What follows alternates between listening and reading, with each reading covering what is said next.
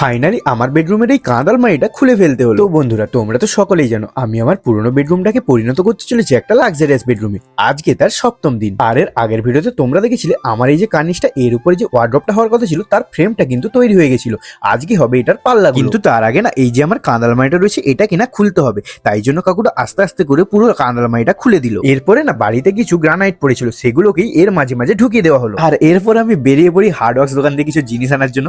আর আমি নিয়েছিলাম এই জিনিসগুলো, এগুলোর নাম জানে তোমরা কিন্তু কমেন্ট করে জানো। আর জানো তো আমি বাকি দেওয়ালগুলোতে না পিভিসির কাজ করাবো। তাই আমি বাড়ি আসতে না আসতেই দেখি আমার যে অর্ডার দেওয়া মালগুলো ছিল সেগুলো আমার বাড়িতে চলে এসেছে। তো যাই হোক, এরপর মিস্ত্রি কাকু কিন্তু পাল্লাগুলো করার জন্য দাগ নিয়ে নিচ্ছিল। তবে বন্ধুরা, আমি শুধু ভিডিও করছি বলে এটা ভেবো না আমি কিন্তু কাজ করি না, আমি কিন্তু ভালোভাবে অ্যাসিস্ট করি কাকুটা। এরপরে না কাকুটা প্লাইগুলোকে কাটতে শুরু করে দেয়। আর জানো তো কারেন্টে চলে গেছিল, তাই কাকুকে বাধ্য হয়ে হাত করার দিয়ে কাটতে হলো। আর কাঠের কাজের সময় যা ধুলো উঠছিল, বাপরে বাপ, আমার চুল তো পুরোই নষ্ট হয়ে যাবে এবার। কিন্তু কি আর করার, বাড়িতে কাজ হলে একটু ধুলো তো হবেই।